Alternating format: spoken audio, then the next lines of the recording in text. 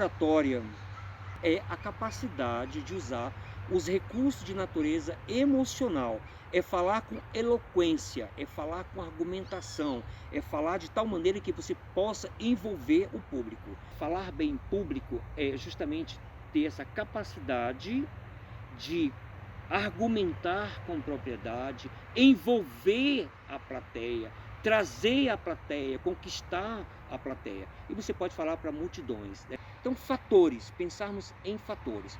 Primeiro fator que eu diria é desenvolver competências intelectuais e competências emocionais.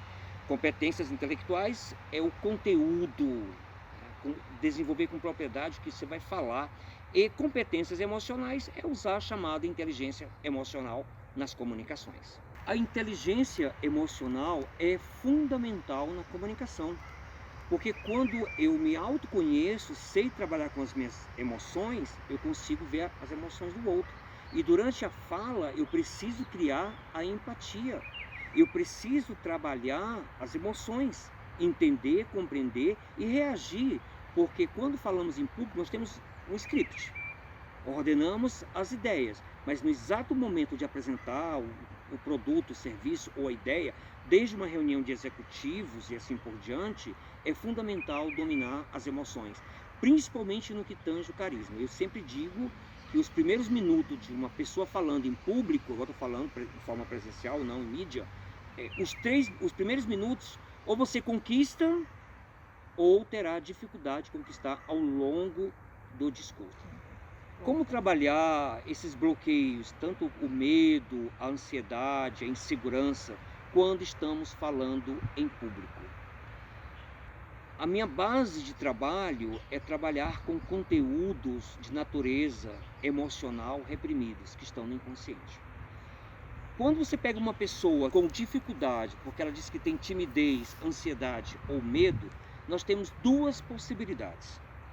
A primeira possibilidade, que é a mais comum, é a falta do hábito. E Aristóteles, na filosofia, ele fala com muita propriedade.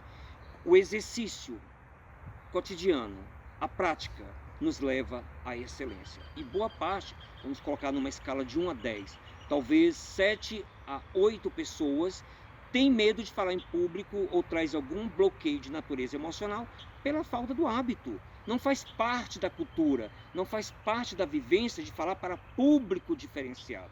Você vive em uma pequena aldeia, numa pequena comunidade. De repente você é convidado para falar de um tema no espaço acadêmico, na igreja, numa reunião de executivos, seja onde for. Aquele público não faz parte da sua convivência. E é natural que você tenha medo, é natural que você provoque ruídos de comunicação. Mas, porém, nós temos, numa escala bem menor, pessoas que trazem realmente bloqueios de natureza emocional, não falta de hábito. E essas pessoas precisam passar por um processo de imersão para que possamos mexer com esses conteúdos. Os principais passos para se obter uma comunicação eficaz. O primeiro passo é a força de vontade, é para tudo na vida, não é só para comunicação. Qualquer habilidade que nós temos que desenvolver, o primeiro passo é a força de vontade. Com a força de vontade, eu vou trabalhar justamente aquilo que nós falamos na psicologia analítica. Conteúdos luminosos adormecidos. Mexer com bloqueio de natureza emocional. Com a força de vontade, eu tenho a capacidade de criar o hábito. Falar bem em público, você tem que formar hábitos. Primeiro passo, falar bem. Segundo passo, se autoconhecer, entender de emoções. Desde as emoções primitivas, entender a emoção coletiva, fazer a leitura da linguagem não verbal, olhar para a plateia, a linguagem visual. Será que o meu discurso está agradando terceiros? Próximo passo, a linguagem verbal. A necessidade de ter um vocabulário aberto ou repertório rico, de ter um conhecimento vasto. Quem é que não se encanta com Jô Soares? Jô Soares e tantos outros que falam com propriedade, que falam com conhecimento profundo. E quando você fala com propriedade, encanta a plateia. Então, linguagem verbal, não verbal, entender sobre as emoções, como trabalhar com as emoções, entender que a fala também é terapêutica. Quantas pessoas já me disseram, e agora com a época, ou já o século XXI, com pandemia, sem pandemia, nós estamos vivendo uma nova era. Não é só, hoje nós estamos convidados a falar nas mídias sociais. E aí eu quero fazer um pequeno detalhe. De repente eu sou convidado para assistir uma palestra de uma pessoa X. Saí de casa, gastei tempo e dinheiro para assistir a palestra. Quando o palestrante começa a falar, não me agradou muito bem no início, não é isso? E de repente eu falo, poxa, eu saí de casa, gastei dinheiro, gastei gasolina, gastei tempo, vou ficar até mais um pouquinho. E depois eu termino vendo que foi boa a palestra. Mas quase que eu desisti. Não desisti porque saí de casa 1 hora para chegar no auditório e assistir a palestra. Vamos imaginar agora com o mundo da mídia, as lives da vida. Os pequenos segundos. Se você não cativar o cliente nos primeiros segundos, o cliente muda de canal.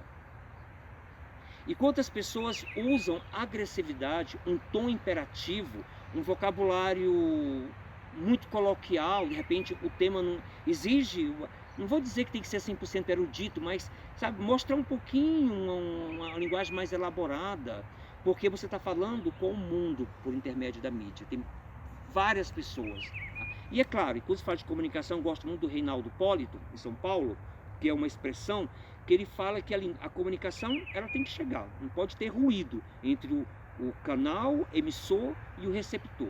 Então isso é muito importante, conhecer o público. E eu digo algo que é onde entra a inteligência emocional, essa capacidade, simbolicamente ou metaforicamente, a águia que olha a longa distância. Quando a consciência comunicadora ela chega numa sala de aula, num seminário, e bate aquele olhar fotográfico da águia, de aquela visão a longa distância, e começa a desenvolver o conteúdo e brincar com a plateia. E a linguagem não verbal, ela é fundamental, porque quando eu estou falando em público, segundo alguns estudiosos, 80% da comunicação é linguagem não verbal.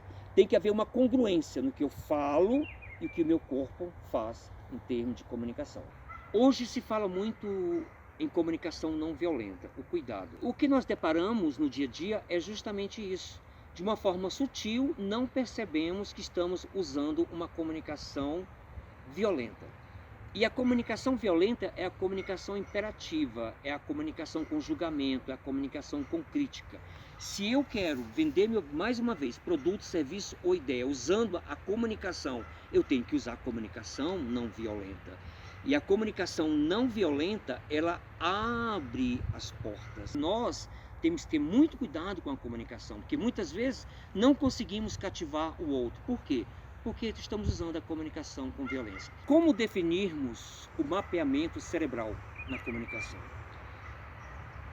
Nós temos 3 áreas cerebrais, que é o lado direito, o lado esquerdo e o lado operacional, que é o cérebro central. Quando eu estou falando, primeira coisa, qual é o meu público?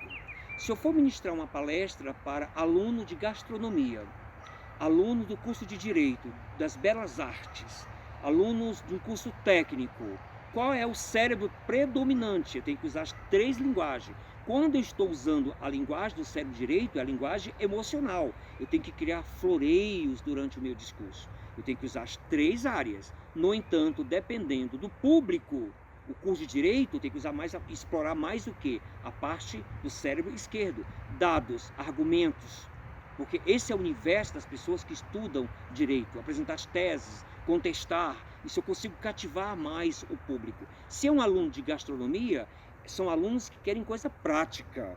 Então o meu discurso, eu tenho que falar também. Isso é o jogo triádico, o jogo proporcional. Então eu vou falar sim, cérebro direito, esquerdo, mas se é aluno de gastronomia, eu tenho que ser mais prático, que é o cérebro central. Então é muito distinto e muito tênue. Se não tivermos esse cuidado, você pode falar um discurso bonito, mas não agradou a todos. Por quê? Qual era o seu público? E o maior desafio é quando você tem um público mesclado, diversificado, um público geral. Você não sabe, não é um público específico. Então o ideal é usar a proporcionalidade cerebral, usando as 3 formas de comunicação. E aí você consegue agradar o maior número possível de pessoas para vender a sua ideia, o seu produto ou o seu serviço.